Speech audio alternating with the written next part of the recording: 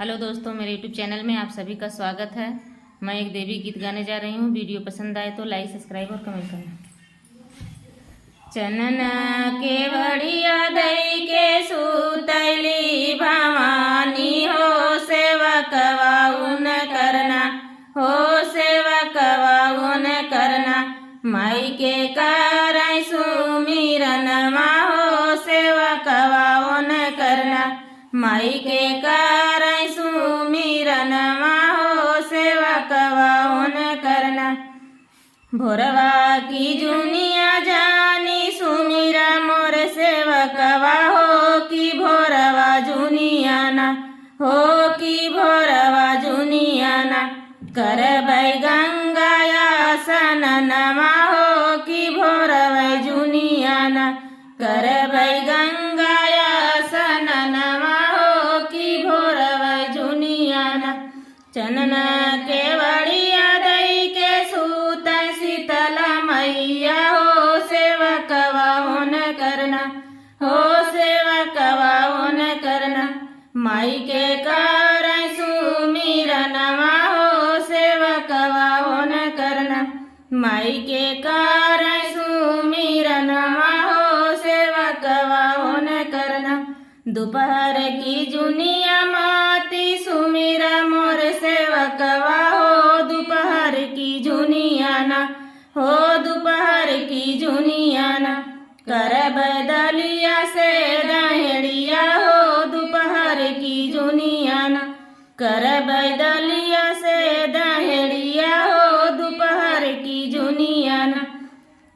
चंदना के बढ़िया दई के सुतैली कालिया मैया, हो सेवकवा उन करना, हो सेवकवा उन करना। माई के करई सुमिरनमा, हो सेवकवा उन करना। माई के करई सुमिरनमा, हो सेवकवा उन करना। सजवै की जुनिया जानी सुमिरा मोर सेवकवा, हो सजवै की जुनिया ना, हो सजवै की जुनिया ना।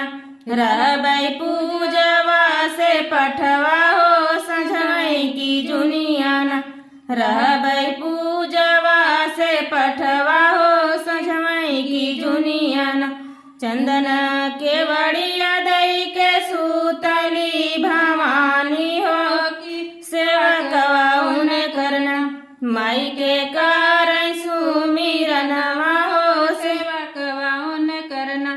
माई के करई सुमिरनमा, हो सेवकवा उन करना। आधी की रतिया तू ही सुमिरा मोर सेवकवा, हो आधी की रतिया ना, हो आधी की रतिया ना। कटबै गढ़या वसनमा, हो आधी की रतिया ना। कटबै गढ़या वसनमा, हो कि आधी रतिया ना। आधी की रतिया तो ही सुमिरा मोर सेवकवा, हो आधी की रतिया ना। देबै पूत से पतोहिया, हो आधी की रतिया ना। देबै गोदी कैललनमा, हो आधी की रतिया ना। देबै गोदी कैललनमा, हो कि आधी रतिया ना। चंदना के बढ़िया दई के सुतली भवानी, हो सेवकवा उन करना, हो सेवकवा उन करना। माई के करई सुमिरनमा, हो सेवकवा उन करना। माई के करई सुमिरनमा,